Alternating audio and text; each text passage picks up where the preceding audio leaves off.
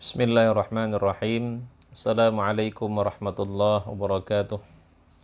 Alhamdulillah, wassalatu wassalamu ala Rasulillah Muhammad ibnu Abdullah wa ala alihi wa sahbihi wa mawalah, amma ba'd. Puji dan syukur kita panjatkan kehadirat Allah Subhanahu wa ta'ala. Salawat dan salam selalu tercurahkan pada junjungan kita baginda Rasulullah sallallahu alaihi wasallam. Sahabat-sahabat yang dimuliakan Allah Subhanahu wa ta'ala, kita lanjutkan kembali kajian menghidupkan sunnah-sunnah yang terlupakan. Sekarang kita masuk kepada sunnah-sunnah yang terlupakan dalam salat-salat sunnah. Yang pertama adalah dianjurkan kita melakukan salat sunnah itu, ya salat ba'diyah atau qabliyah itu di rumah.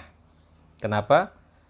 Karena itu lebih terjaga dari sifat riya, dari sifat pamer, dari sifat ingin dipuji orang. Ya. Sedangkan salat wajib, ya kalau salat wajib itu ya di masjid. Bahkan para ulama mengatakan tidak ada riya dalam salat wajib. Ya. Hadisnya yang diriwayatkan oleh Al-Bukhari dan Muslim dari Zaid bin Sabit, dia berkata bahwa Rasulullah sallallahu alaihi wasallam bersabda, "Fassallu ayyuhan nas fi buyutikum, fa inna afdhala salatil mar'i fi baitihi illa al-maktubah."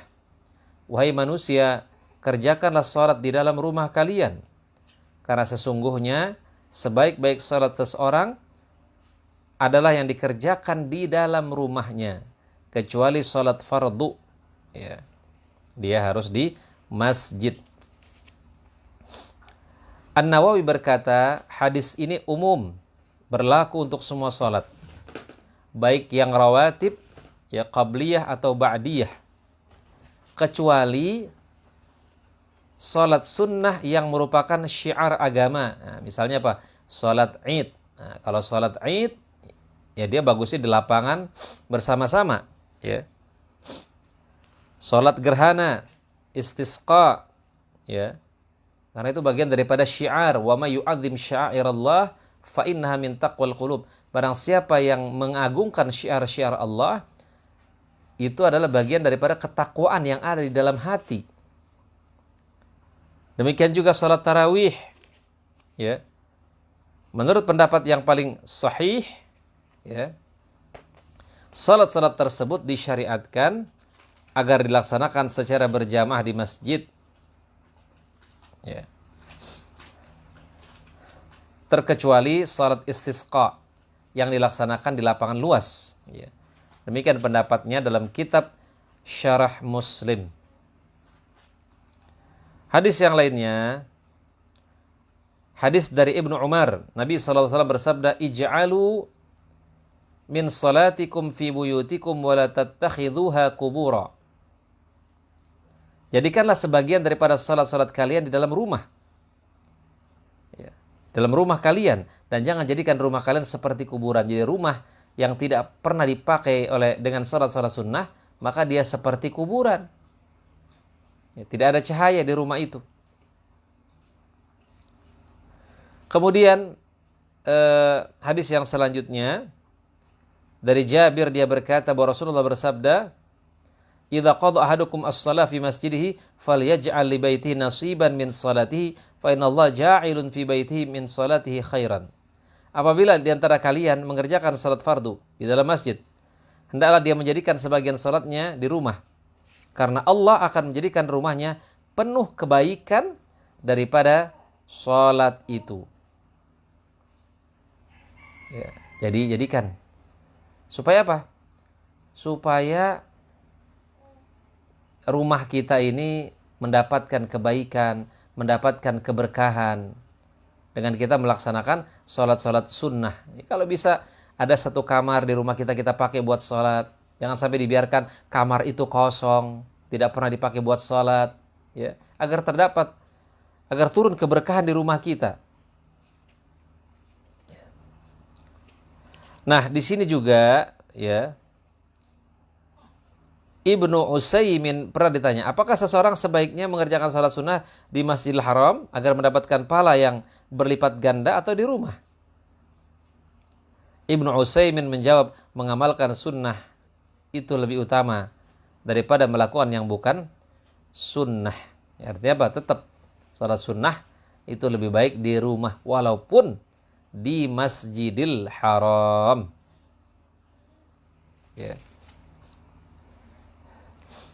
Jamaah yang dimuliakan Allah Subhanahu wa taala. Di sini juga dikatakan jadi salat sunnah itu dianjurkan di rumah. Terkecuali misalnya, wah kalau saya sampai rumah nanti udah ada masalah anak dan lain-lainnya. Saya malah jadi nggak sholat sunnah. Nah, maka lebih baik sholat sunnahnya di masjid. Ya. Kenapa sholat sunnah itu dianjurkan di rumah?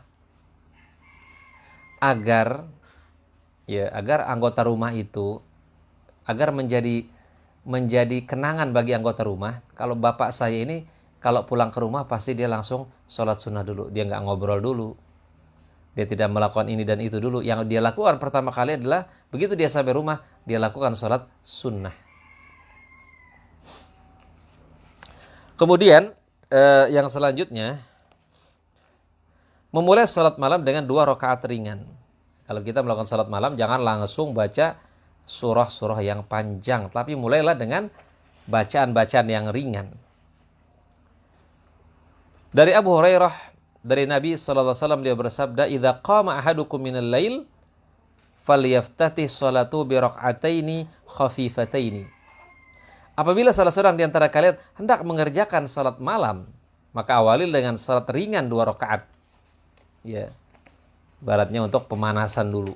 Jangan langsung tancap gas ya, langsung panjang kita ambil surat-surat yang panjang, jangan. Karena Rasulullah SAW idza qama minal lail la yusalli iftataha salatu bi rak'ataini khafifataini. Apabila bangun malam untuk mengerjakan salat, Rasulullah mengawali dengan mengerjakan salat ringan 2 rakaat. Ya.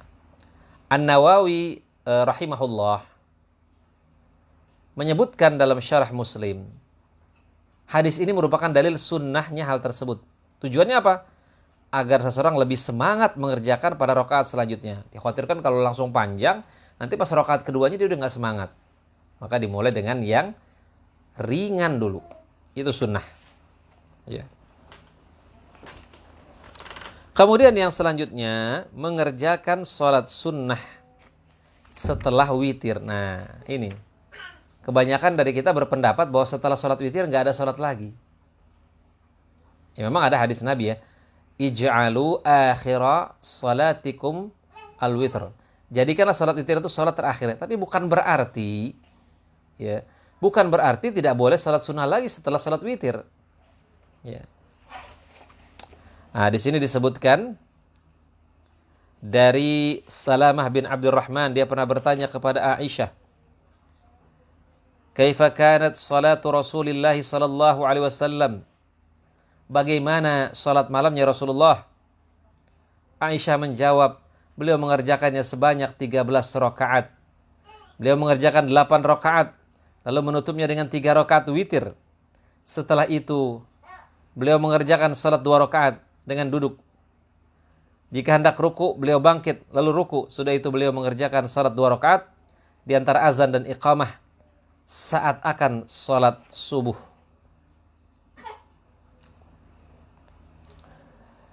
Nah, Ibnu Qayyim mengatakan terdapat dalil sahih yang menyebutkan bahwasanya Nabi mengerjakan salat 2 rakaat setelah witir. Terkadang beliau mengerjakannya sambil duduk dan terkadang membaca Al-Fatihah dan surat lainnya pun beliau melakukan sambil duduk. Lalu jika hendak ruku, beliau bangkit dan kemudian ruku. Ya, ini juga dalil bahwa salat sunnah itu boleh duduk walaupun kita bisa berdiri. Tapi pahalanya setengah dibandingkan orang yang sholatnya berdiri. Sedangkan sholat wajib, jelas harus berdiri. Kalau memang kita mampu berdiri, lalu kita duduk, maka tidak sah. Ya. Wa qumu lillahi qanitin. Ya, dan berdirilah ya, hadap Allah Subhanahu wa Ta'ala. Kemudian bacaan salat sunnah setelah witir. Dari Abu Umamah, dia berkata, sesungguhnya Rasulullah SAW mengerjakan salat sunnah 2 rakaat setelah salat witir dalam kondisi duduk. Beliau membaca surah Az-Zalzalah dan surah Al-Kafirun pada 2 rakaat itu. Hadis riwayat Muslim. Ya.